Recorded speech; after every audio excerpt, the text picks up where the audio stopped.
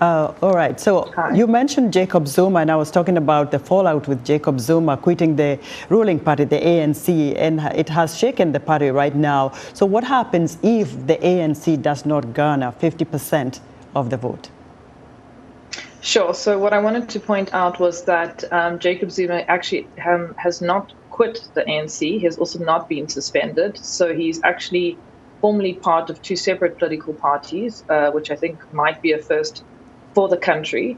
I don't think, though, that the party that he started, Umkhonto we Sizwe Party, or MKP, I don't think it's going to have much of an impact on the ANC support on a national level. Where it could eat into the ruling party support is we are not just doing a parliamentary vote or a national vote today, we're also doing a provincial vote. And our provincial governments have quite a lot of power and they have quite a lot of money. And because most of Zuma's support is drawn from KwaZulu-Natal province. It's one of the more contested provinces between the ANC, another opposition party, the Inkatha Freedom Party, and now MKP. That's really where it could eat into the ANC support. But on a national level, I think it's been too disorganized. It's far too new on the scene, and it's not really going to have a really big impact. I don't think it's the biggest headache for the ANC nationally, but perhaps provincially in KwaZulu-Natal province. And what chances does Julius Malema have in this election?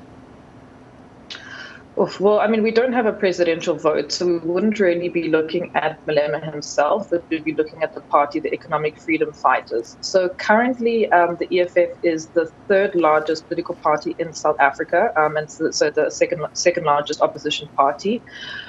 It is facing a challenge from some other smaller opposition parties like the Patriotic Alliance, from a newer party called Action SA. It's managed to, have to hold a chunk in parliament over the last two general elections, but I don't really see it growing at this point.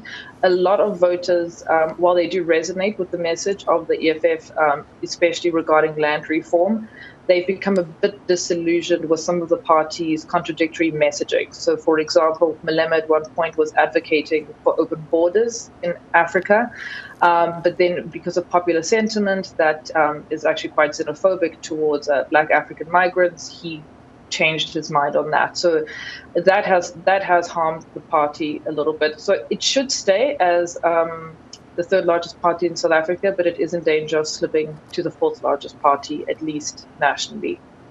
Marisa, you are a voter today. What changes do South Africans want to see in the coming administration?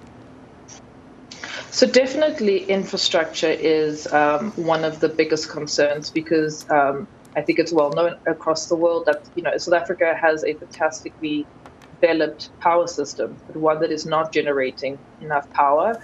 And we also have substations that are frequently breaking down. And these power outages affect homes, but they more concerningly affect business, whether small or big business. And this affects the economy, which, has really not grown in almost 2 decades. It's grown at about an average of 1%. So people would definitely like to see a real tangible plan to solve that. And also, I think, an honest timeline. We've been promised many times over the last 3 years that load shedding will be gone in 6 months, which was 2 years ago.